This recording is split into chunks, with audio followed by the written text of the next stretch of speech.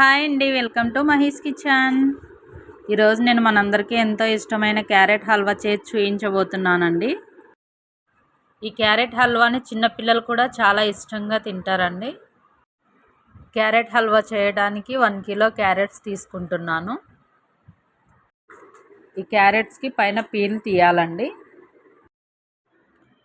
చూడండి, ఇలా పీల్ మొత్తం తీసిన తర్వాత వీటిని ఎడ్జెస్ కట్ చేసుకోవాలి.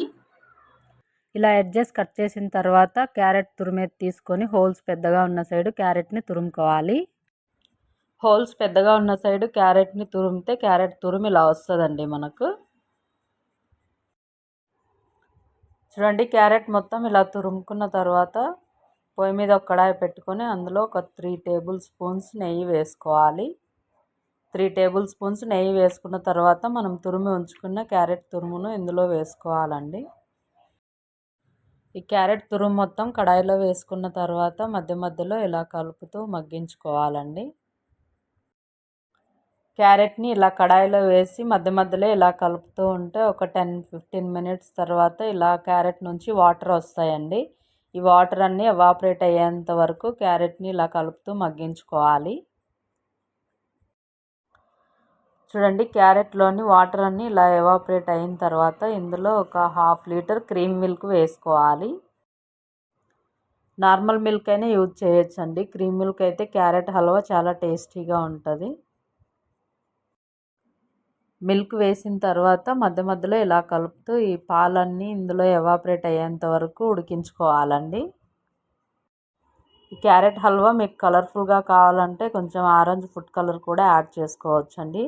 నేనైతే ఇక్కడ ఫుడ్ కలర్ యాడ్ చేయకుండా నార్మల్గా చేస్తున్నాను. చూడండి, పాలన్నీ ఇలా ఎవాపరేట్ అయిన తర్వాత ఇందులో ఒక 200 గ్రామ్స్ షుగర్ యాడ్ చేసుకోవాలి. 200 గ్రామ్స్ షుగర్ అయితే స్వీట్ కరెక్ట్గా సరిపోతుందండి. మీరు ఒకవేళ స్వీట్ ఎక్కువ కావాలనుకుంటే 250 గ్రామ్స్ షుగర్ యాడ్ చేసుకోవచ్చు.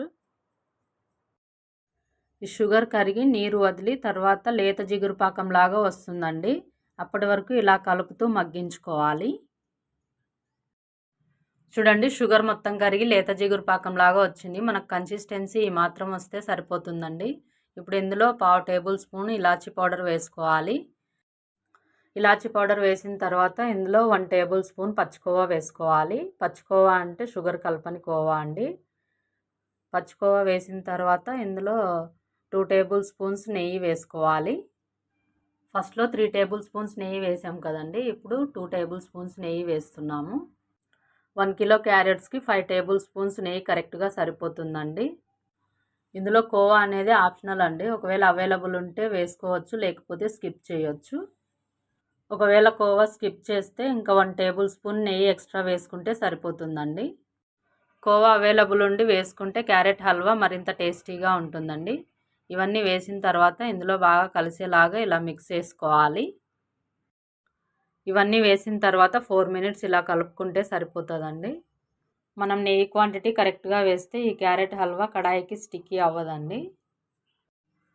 షుగర్ యాడ్ చేసుకున్న తర్వాత ఫ్లేమ్ని మీడియంలో అడ్జస్ట్ చేసుకొని ఇవన్నీ వేసుకుంటూ ఇలా కలుపుతూ క్యారెట్ హల్వాని ప్రిపేర్ చేసుకోవాలండి.